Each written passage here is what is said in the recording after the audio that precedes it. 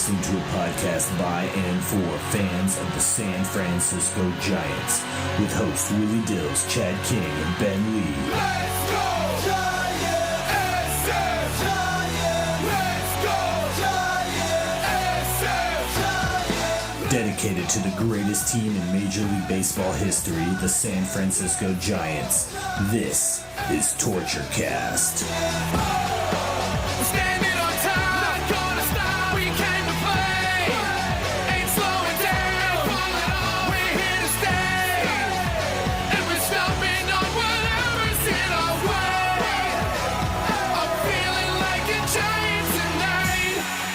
Giants fans, this is Chad from TortureCast, and this is our interview with Giants reliever George Kontos. No, my big show is Friends. I'm a big Friends guy.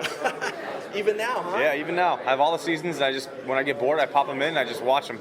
Yeah, I think my wife's really into that Cougar Town show. Okay. That has Courtney Cox. Yep. I think Matthew Perry was back on that. Yeah, recently, he did a cameo on it. Outtakes where he was calling her Monica and stuff like that. I guess I got a real kick out of that. I bet. Cool. So, as far as the offseason, anything you worked on specifically to address any issues you had last year in terms of mechanics, new pitch, anything like that? You know, mechanically, I think my mechanics were pretty sound. The biggest thing that I worked on this offseason was last year I started to establish a cutter, and I really fine-tuned that this offseason.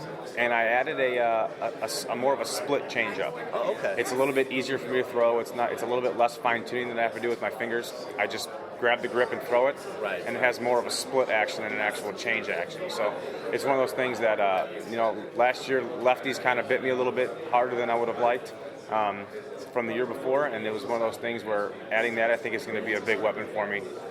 So hitters don't just think fastball slider on me. They'll be I can sink my fastball, cut my fastball, the slider, and that split change. I think my arsenal will be a little bit better to attack lefties this year. Okay, and split change. What's the pressure like on the ball? You know, the way that I'm gripping it is just a fork grip. So it's my middle finger on top, my pointer finger, my ring finger on the sides, and just throw it like a fastball and let your natural arm action and pronation kind of take care of the action of the ball. So it's I started messing around with it, and the action on it was really good. So I kept going with it and started fine-tuning it. I'm hoping it's going to be a big pitch for me in 2014. Well, that's good to hear. As far as changeups, do you think pitchers with larger hands actually have an easier time throwing a changeup or a harder time throwing a changeup, just because they can bury that ball a little bit deeper? You know, for me, changeup is a big feel pitch. I think if you just have the feel for a changeup, you're going to be good at throwing it. I think if your hands are big, your hands are small, I don't think, for me, that doesn't really matter. Overall, yeah. You know, overall, I think it's just a feel pitch. If you can get the feel and the release point and all that stuff, I think it'll be a pitch that you'll be successful throwing. If not, if you have to always tinker with it, you don't allow yourself to build that confidence in throwing the changeup, which ultimately, if you don't have confidence throwing a pitch, it's not going to be effective. You're not going to want to throw it. So I just think it's one of those things where, regardless of your hand size, whatever, if you can throw the ball with confidence and have confidence in the grip that you're using, I think it'll be a successful pitch. And if you weren't a major league ball player, what sport would you have liked to have played professionally? Someone's asked me that before. I think I wouldn't mind being a PGA golfer.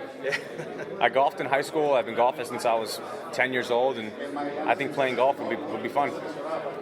And with the recent rule change as far as catchers at home plate and all that, baseball's kind of been a sport kind of resistant to change. It's all about tradition, and keep the wood bats, and quirky ballparks, all that kind of thing. If there was one rule in baseball you could change, what would it be?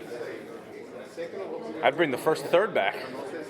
That was changed, 3 years ago? I think last year was the first one. But, as far as the other rules, that's a rule that definitely affects pitchers. It's one of those things where you're deceiving the runner or whatever. I think I'd bring that one back.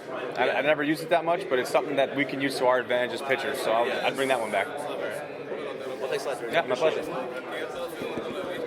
Hey, how are you? Also TortureCast. I actually wanted to ask one thing, though. So you've actually been really active on Twitter, which has been cool. You've been connecting with a lot of the Giants community. Mm-hmm. Do you follow a lot of the Chicago teams on Twitter as well, or just out of curiosity? I follow a few of them. I think I follow, maybe not on Twitter, but I follow the Blackhawks. I'm a big Bulls fan, Chicago Bears fan. I used to be a Cubs fan growing up. Now, not so much anymore. But yeah, I mean, I enjoy going to the games and watching them play in the off seasons, and even when I'm out here during the season, I follow all the Chicago teams as well. No, it's been a good year to be a Blackhawks fan, I hear. Yeah, absolutely. I've been to a few Blackhawks games already in Chicago, and they're definitely exciting to watch. It's a lot of fun going to those games.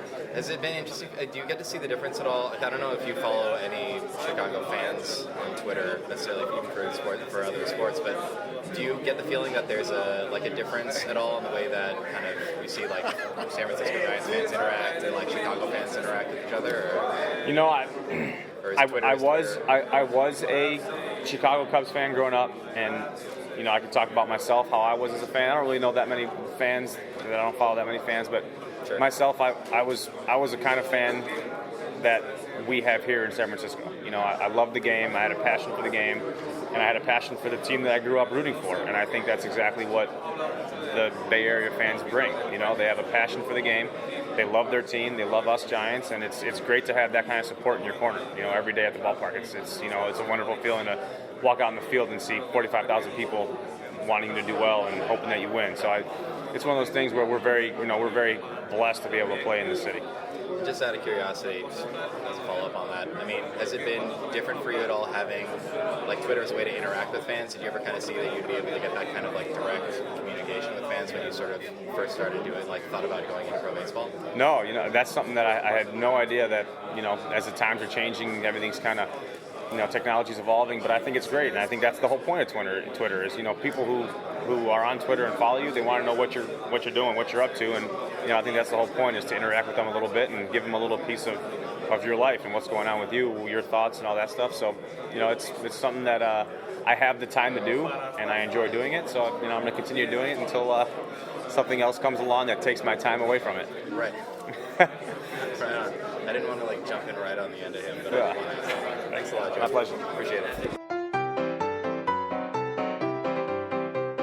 A big thank you to everybody for listening to the TortureCast, the podcast by and for fans of the San Francisco Giants.